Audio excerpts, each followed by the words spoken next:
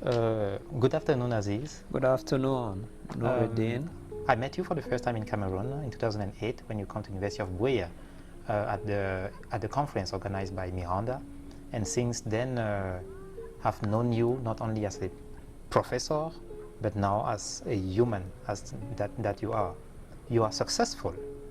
I can say you are successful, and we are here today to let you talk about how an African can be successful academically in the US. Maybe we should start by you telling us who you are very basically. Well, I am Abdul-Aziz Yakubu. I was born in Ghana. I went to Accra Academy in Accra. That's my high school. I was in a boarding school. Then from there, I went to the University of Ghana and obtained a bachelor's degree in mathematics and computer science. Are we talking in the 1870s or No. I came to the U.S. in, I believe, 83, and then did graduate work.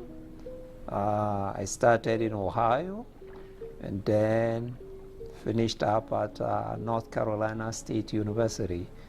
Then after my PhD there, I started at Howard University as assistant professor, and I went through the ranks.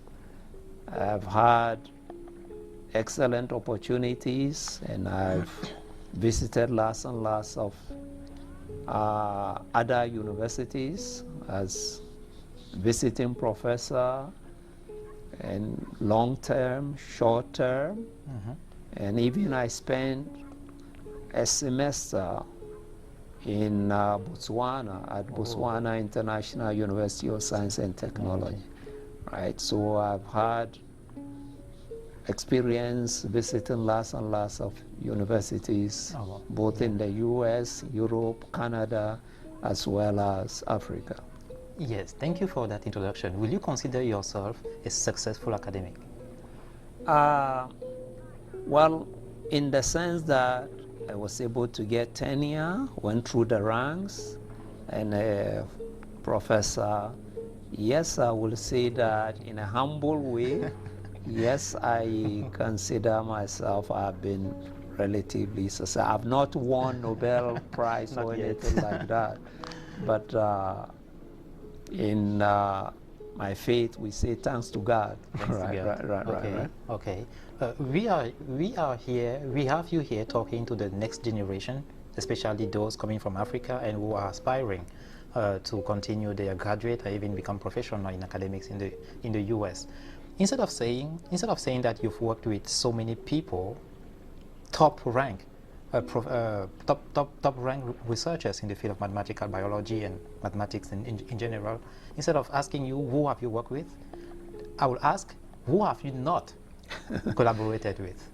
Well, it's a big list. There are lots and lots of people I have not. But coming back to really Africans and what it takes to be successful. Yes. You see, I did not do a bachelor's degree in the US, but I've met lots and lots of Africans who took that route. And the little thing I see in their way for most of the people who came here to do the bachelor's degree is the financial burden. Bachelor's degree in US is very expensive, even for Americans.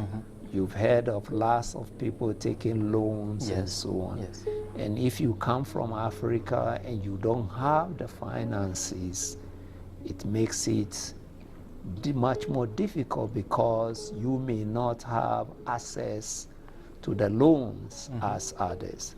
So if you intend to come here to do the bachelor's degree, it will, to be very successful, you want to make sure that you solve the financial part. There are several ways one can do it. If you manage to get a scholarship And those scholarships at the bachelor's degree are very difficult to get.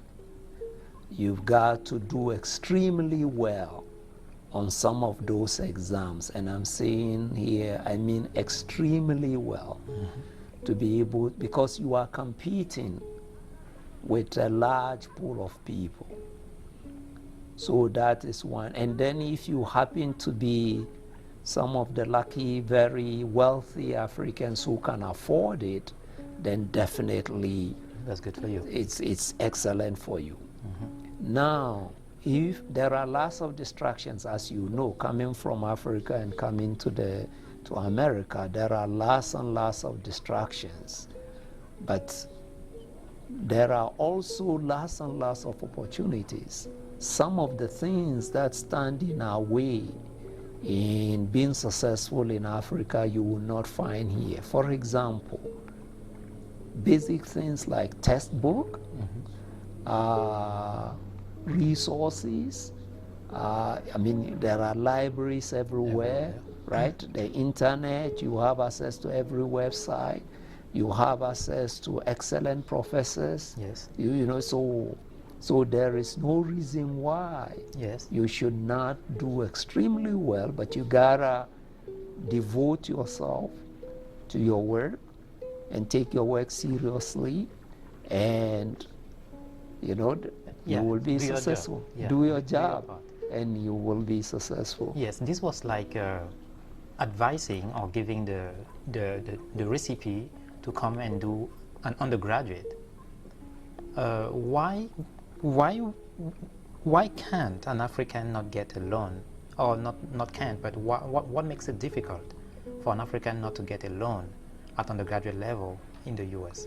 Well, you know that the loans are administered by banks, right? And in fact, even in some states, to be able even to get a bank account, right, you gotta have some documentation. Exactly. Some will not even allow you to open a bank account unless you are a resident or a citizen. Yes. So there are all of those, and normally, I mean, think of it that way. If you want to loan somebody your money, you want to make sure that the person can pay. Yes. Now, if you are not a legal resident of the U.S., I mean, a permanent resident or, a citizen, now that restricts you so far as getting jobs are concerned.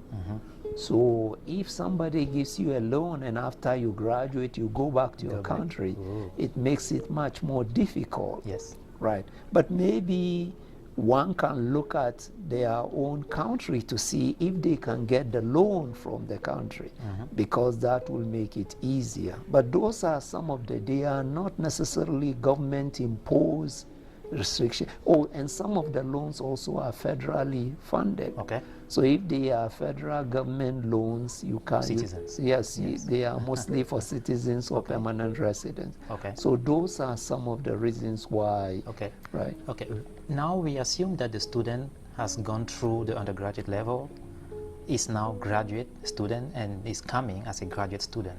What is ahead of him or her? Right, yes. As a graduate student, and in fact, whether you get your degree from the US or from anywhere else, there are a lot more financial opportunities for you, in the sense that lots of graduate programs do have, sometimes, if you are in math, teaching assistantships.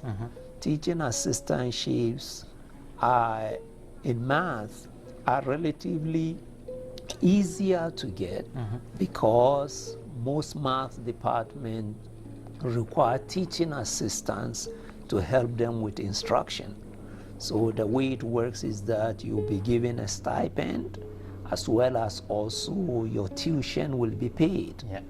The stipend is not a huge amount of money, but it is enough for you to live on it as a graduate student. Yes. And in fact, I went through all my education in the US on a teaching assistantship and a research assistantship. And up till today, you will even find lots of American citizens on a teaching assistantship. Yes. So it's an easy and relatively less painful way of financing your education. That is the financial part, but let's talk about the admission into the graduate program. Okay, yes.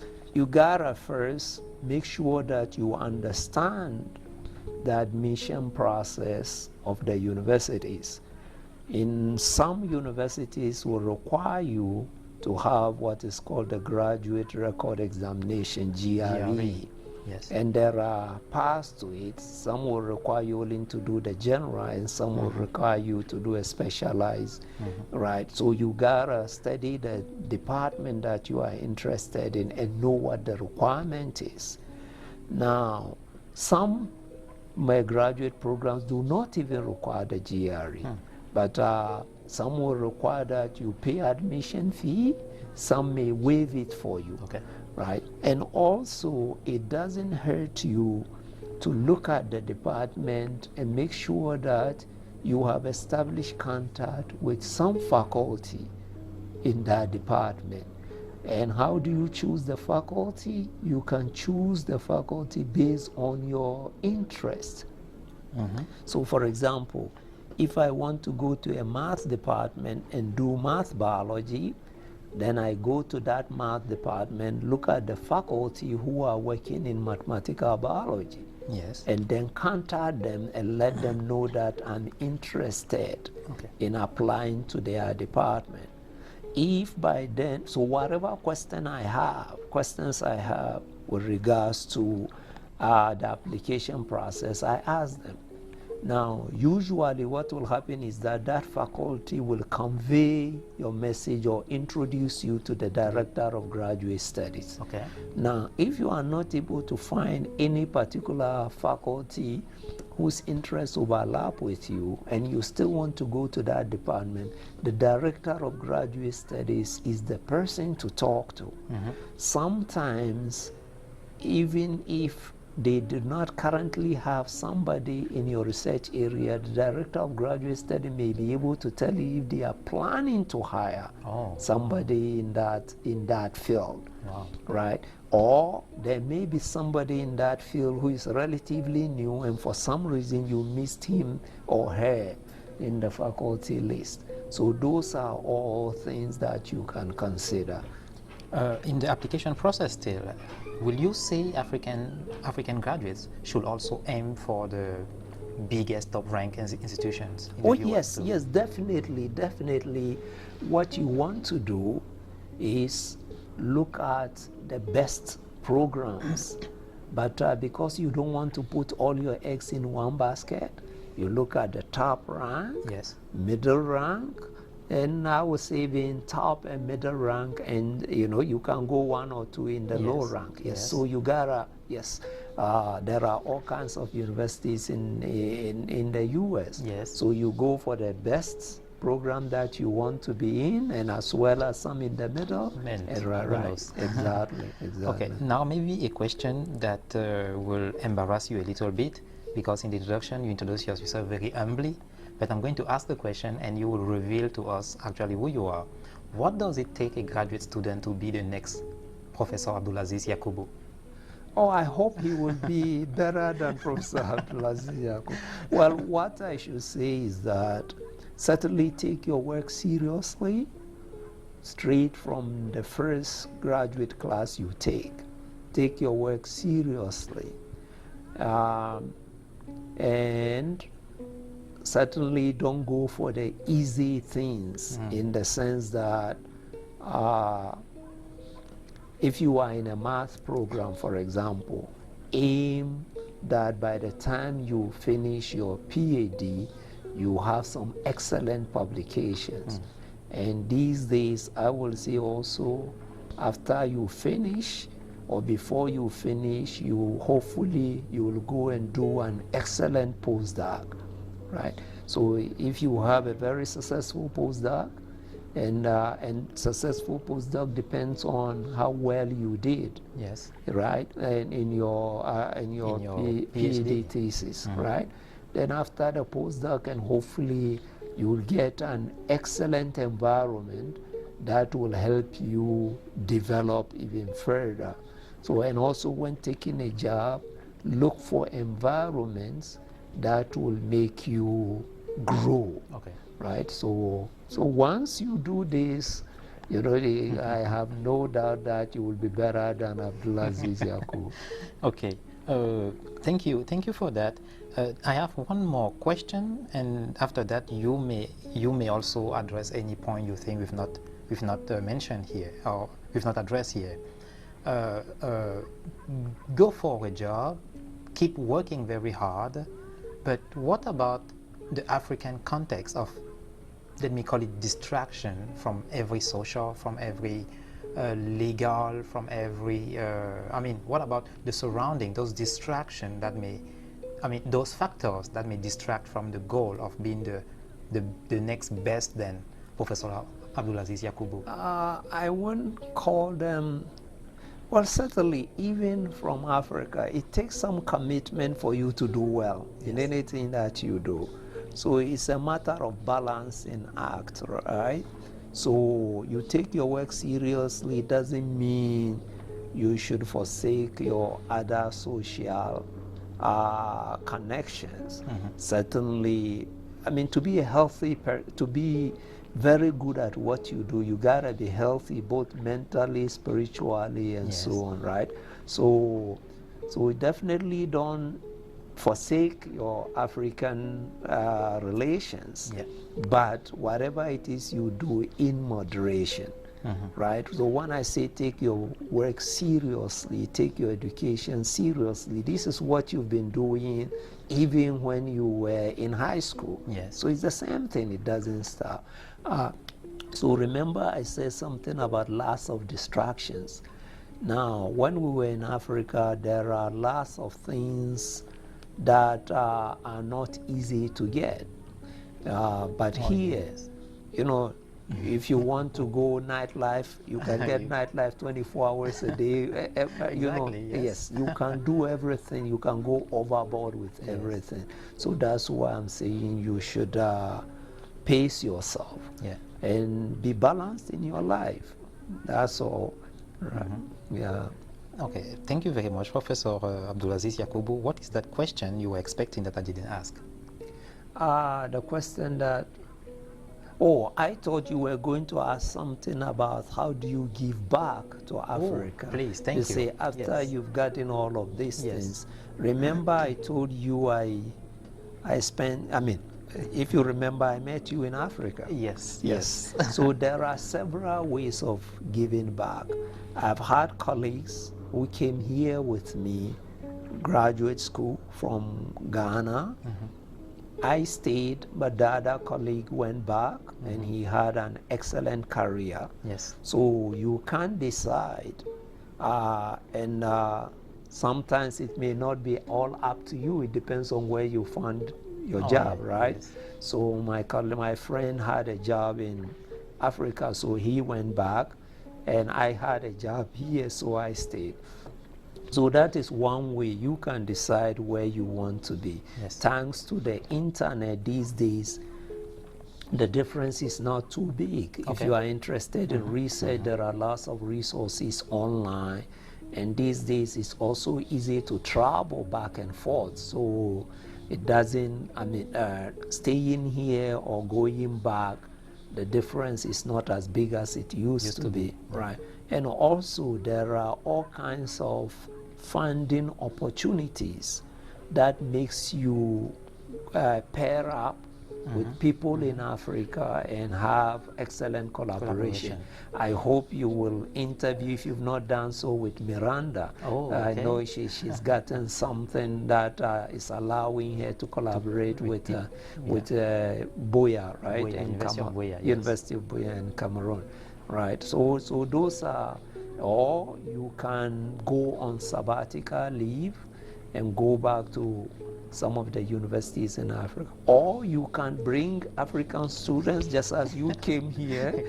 Right? So there are lots and lots of ways of contributing to both your new country as well as the old one.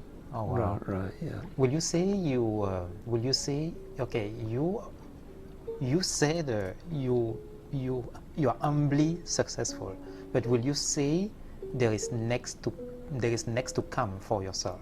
There Oh is, yeah, yes, definitely, definitely. If you know, we now have the next Einstein Forum, right? Oh yes, I oh understand yes, it oh to be yes. that we want the next Einstein to come from Africa, Yes, right? You exactly. know, I'm not anywhere close to that. So hopefully, yes, yeah. No. I look forward to the next generation of excellent mathematicians coming from all over the world, in particular Yes. coming from Africa. Oh And yeah. there is nothing stopping us from doing that. But the key thing is that we've got to take our work Seriously. seriously, right? Thank you very much, sir. You're welcome. We end with that seriousness. Okay, all right.